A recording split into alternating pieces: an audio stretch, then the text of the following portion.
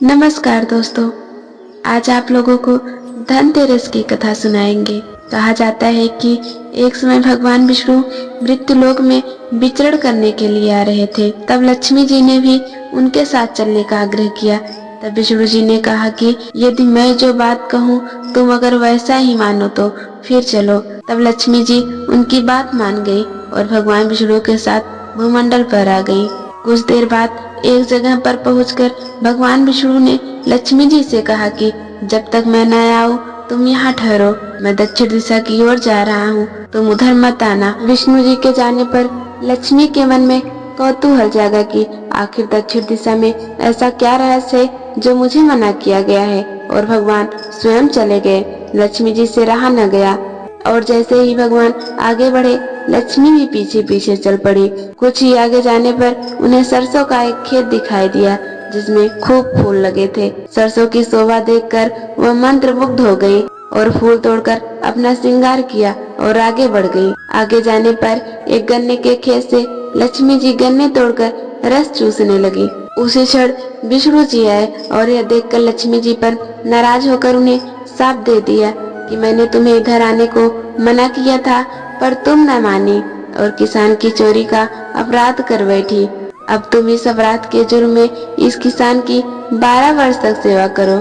ऐसा कहकर भगवान ने छोड़कर क्षीर सागर चले गए। तब लक्ष्मी जी उस गरीब किसान के घर रहने लगी। एक दिन लक्ष्मी जी ने उस किसान की पत्नी से कहा कि तुम स्नान कर पहले लक्ष्मी का पूजन करो, फिर रसोई बनाना, तब तुम जो मांगोगी मिलेगा। किसान की पत्नी ने ऐसा ही किया। पूजा के प्रभाव और लक्ष्मी की कृपा से किसान का घर दूसरे ही दिन से अन्न धन रत्न स्वर्ण आदि से भर गया। लक्ष्मी ने किसान को धन्य दान से पूर्ण कर दिया। किसान के 12 वर्ष बड़े आनंद से कट गए। फिर 12 वर्ष के बाद लक्ष्मी जी जाने के लिए तैयार हुई। विष्णु जी लक्ष्मी को लेने आए तो किसान ने उन्हें भेजने से इनकार कर दिया। तब भगवान ने किसान से कहा कि इन्हें कौन जाने देता है, यह तो चंचला हैं, कहीं नहीं ठहरती, इनको तो बड़े बड़े नहीं रोक सके। इनको मेरा शाप था, इसलिए 12 वर्ष से तुम्हारी सेवा कर रही थी। तुम्हारी 12 वर्ष सेवा का समय पूरा हो चुका है। किसान हठपूर्वक बोला कि अब मैं लक्ष्मी जी को नहीं जाने दूंगा।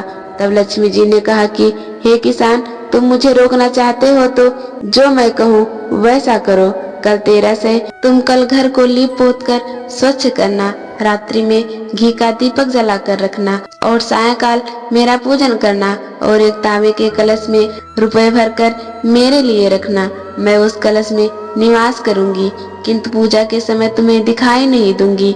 इस एक दिन की पूजा से वर्ष भर मैं तुम्हारे घर से नहीं जाऊंगी। यह कहकर वह दीपकों के प्रकाश के साथ 10 दिशाओं में फैल गई। अगले दिन किसान ने लक्ष्मी के कथानुसार पूजन किया। उसका घर धन धान्य से भर गया।